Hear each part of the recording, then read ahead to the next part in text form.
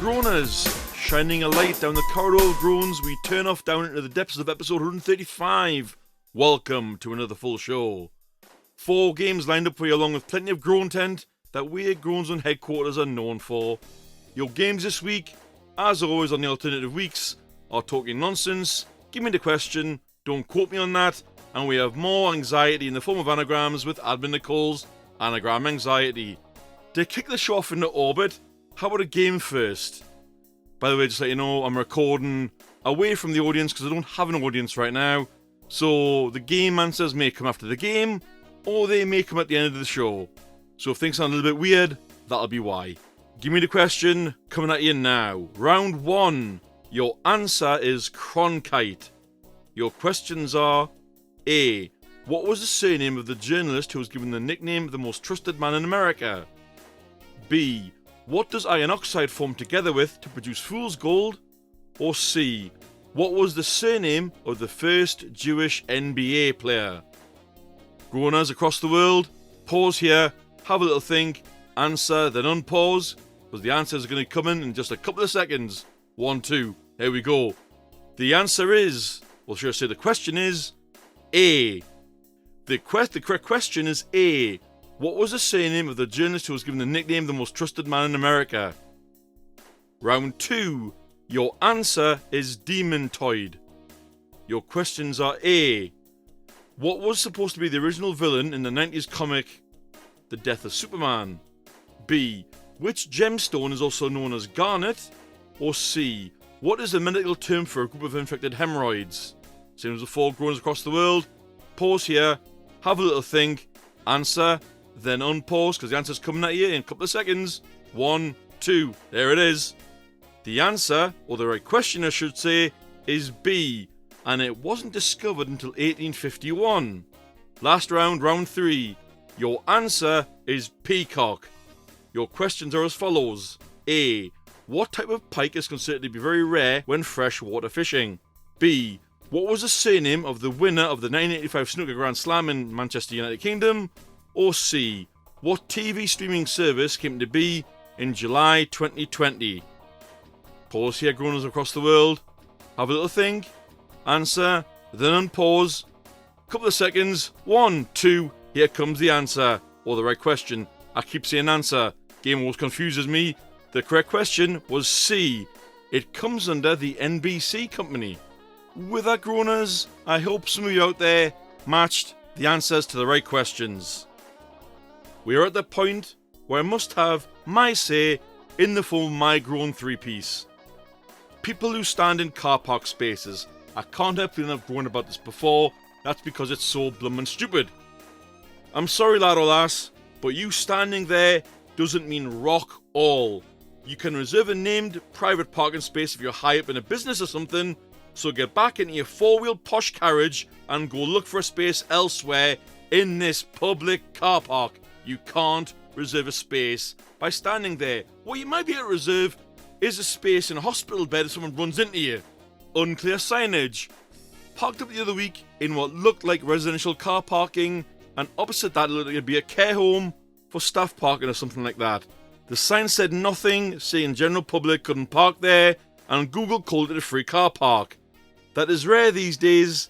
A sign up saying that it's a free car park would be nice though. People who cannot take a hint. These kinds of people baffle me. You've already said you want peace to them or aren't interested in what they are saying, yet they continue to bend your earholes prattling on. Mate, would you just shut up? Can you not tell by me faking being asleep that your banter is garbage? Please, Lord, help them. Well then, few random groans there from yours truly. Yes, groaners, one of you has been selected. I just haven't said details yet. I'll tell you later. Now, have I got a what the for you?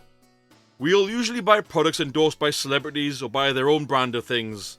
Can someone tell me why, on the whole of Christendom, would anyone want to buy a candle that smells like Gwyneth Paltrow's Lady Garden?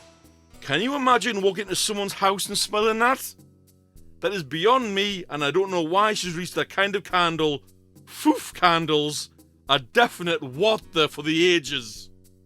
On that weird note there, groaners, are you ready for reverse ramblings? I know I am. It's time we played, and I'm dying to laugh. I'm sorry, groaners. It's just the absurdity of what I've just said just hit me. Here we go with talking nonsense. Round 1. I can be mentioned when it comes to lemons and oranges, etc. Your nonsense is yes. Pause here, groaners. Have a little think. Answer, and then unpause. Round 2. Not everyone has one, but we all know of at least one worshipped. Your nonsense is nishdil. Pause here, groaners. Have a little think. Answer, then unpause.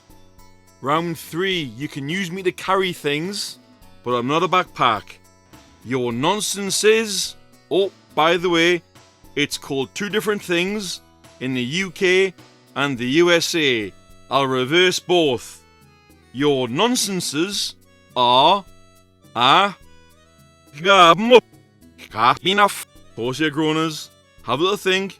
Answer, then unpause, because the answers are going to come right after this. For round 1, your answer was juicy. For round 3, your answer was religion. And for round 3, your answer or answers were bumbag and fanny pack. I hope some of you out there in Groanland got points, groaners, because it's very hard to ungarble the garble with that game, isn't it? However, making more sense of things and darkening the podcast down for a few minutes, it's admin Nicole with her story for Creepy Corner, which is called Where the End Begins. Hours had passed before everyone was able to reunite again, yet even when they waited, time did not pass peacefully. Marianne showed up bearing even more bad news. The king of the Nightmare Realm had finally passed from his injuries caused by the Realm of Dreams. In retaliation and pain, the first prince sealed up the Realm of Nightmares once again. He swore that opening the gates was a mistake and he wouldn't lose anybody else. Marianne had come to apologise. Coco and Dread couldn't get involved in the inevitable war. If they found out where Gaia was, it could turn the tides even further. Instead, they would hide away waiting for the world to end, hoping the next one would be kinder to them. The old man was upset, but he understood. Deep down he knew they would never meet again when they last parted ways. Yet that wasn't his last goodbye.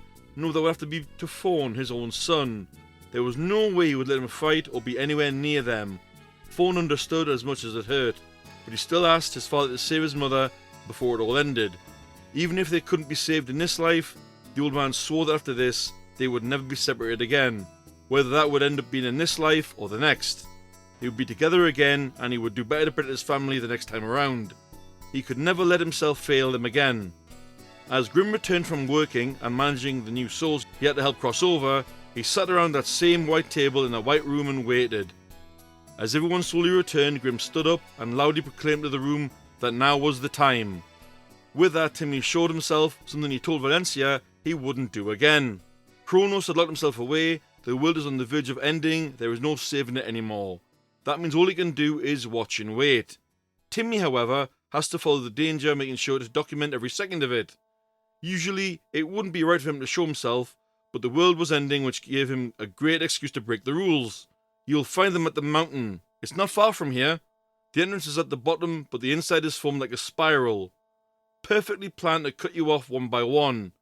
You're not the best at preparing yourselves, so do what you can. Whether this world lives or dies is up to you. At the very least, I ask you not as a primal, but as family. If this is the end, then please grant my dying wish. No matter what the world looks like next, let me stay as I am. I don't care if you get rid of primals or destroy the fabric of time, but let me stay with him. As long as I can always live with my father, I don't need anything else. Just let me stay with Kronos. That's all I ask in exchange for the information I've given you. Please don't destroy the family you helped me get, old man, Timmy explained. After that, he disappeared once again. It made everyone begin to think what they wanted in the new world too, almost as if they were resigned to accepting that this world had to die for it to be saved. Viola wanted to stay by Valencia's side, but she knew it was too much to ask. Valencia is the one who must change the world, but in doing so, she would return to the stars with Vega. Viola would never see her again. The old man would have his family back together again, but Grim would lose his brother once more, returning back to talking to the stars every night as Vega listened. It wasn't the same as having him near though. Not to mention Ivy. What happened to her? There was no way they could allow her to return to the mayor even in another life. How could they give her a life she deserved with a family that deserved her in return? This wasn't the time to think on things though. This was the time to act. For them, that meant a half-hearted plan and hoping for the best. This was the end though. This was where the world ended.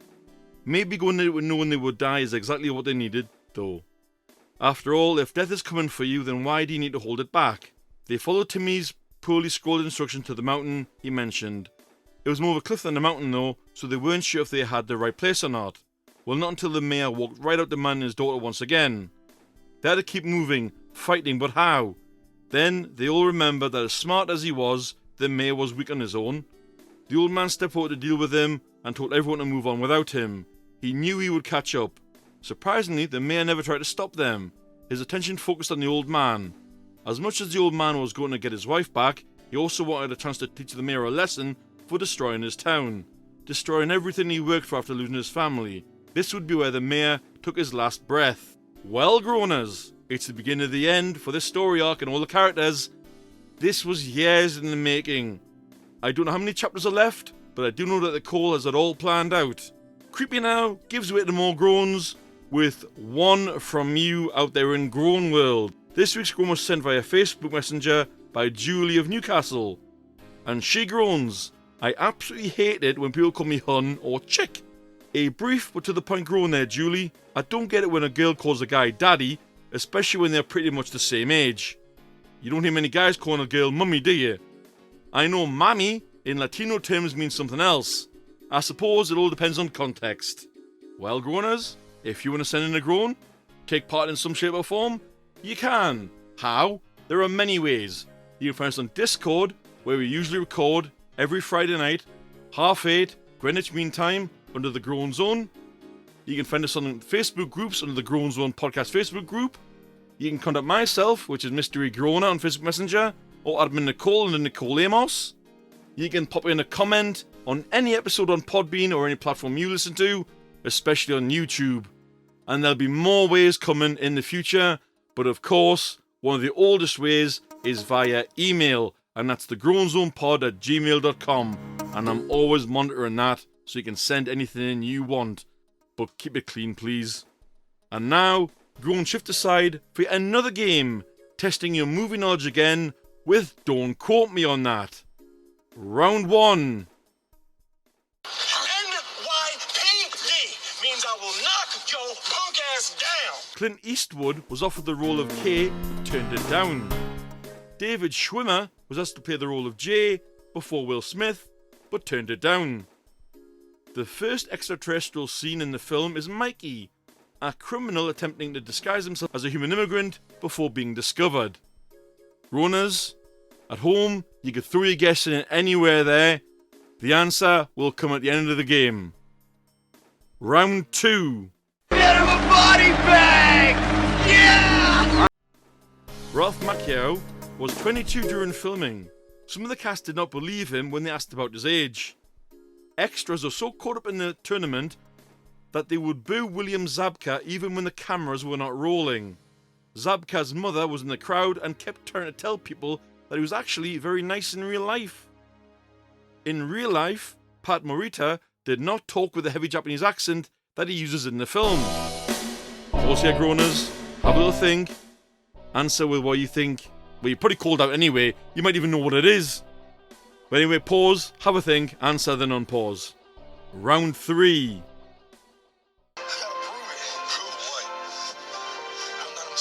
This is the first film in the franchise that is not written by Sylvester Stallone. Sylvester Stallone is the third actor in Oscar history to receive both lead and supporting Academy Award nominations for playing the same character. Carl Weathers gave a strong endorsement to to the movie and Michael B. Jordan's performance. Michael Jordan? He's a basketball player. Michael B. Jordan felt extremely honoured. This movie's got nothing to do with the NBA. Sorry, groaners. Right. Throw your guesses in there now. Sorry, I'm dying with laughter now because of that mistake. I'm leaving this in. This is great. Comedy gold. Right. The answers are coming up right now. Your answer for round 1 was indeed the great science fiction buddy movie Men in Black. The answer for number 2 was the classic The Karate Kid. And your last one, where your host lost his marbles, that was, of course, the film Creed, which I think is the 7th or 8th in the Rocky franchise. Well done if you got points there, groaners. Speaking of games and questions and everything else, we must ask the question for the ages, which everyone asks across the world: why oh why? You go get a job in Harvard and work really hard, but then greed hits you. You have access to bodies, so you decide to make a bit of coin by selling brains, human heads, and other body parts. You stole them all from the school morgue, and in the process you were caught, and have now blown your job. Utter greed and stupidity and body part pinching? I just have to ask, why oh why? Why did you do that? Why oh why? We're at the point of the show now where we pull a zero out the hat, or should I say the barrel, because we scrape the bottom of the barrel for zeros, all we do. Right, we all hate shoplifters, don't we? That's a resounding yes across the world. If you love shoplifters, you need help. It's something I've never done, but there are those out there that have. But these actions of the security guard and a store worker in Tesco in North London are atrocious. 2 shoplifters were rejected and started cussing out the guard and throwing stuff. Now you'd think a security guard, be cool, taking his stride. Oh, no. The guard lobbed a basket, as did a uniformed store worker, because that's how Tesco employees are supposed to act. Yeah. I'm not sure if they were aware they were in front of the public or not, and if they'd caused injury, they could have been sued. What I'm trying to say here is that we have 4 idiots, which gives us 4 zeros for this week. You barrel of muppets. Silly people. Now time for our final game, which is of course Admin Nicole's Anagram Anxiety. This one will twist your brain into all sorts of shapes, groaners. I raised the bass to feed us in the future. I mean, to come up with an anagram like that, Nicole, just wow. And the clue, one of its main focuses is on fish culture. All I know about fish is that some look nice and some we eat. Good luck, groaners, you're on your own, because I haven't got a Scooby-Doo. The answer will come next week. And of course, you already had the game answers and Ellie flubbed up their groaners, because I've already gave you the game answers. I'm sure I have. Yes, I have. So if you got points, well done. This about wraps the show up for this week, groaners. I'm going to say take care now. See you later, and bye-bye.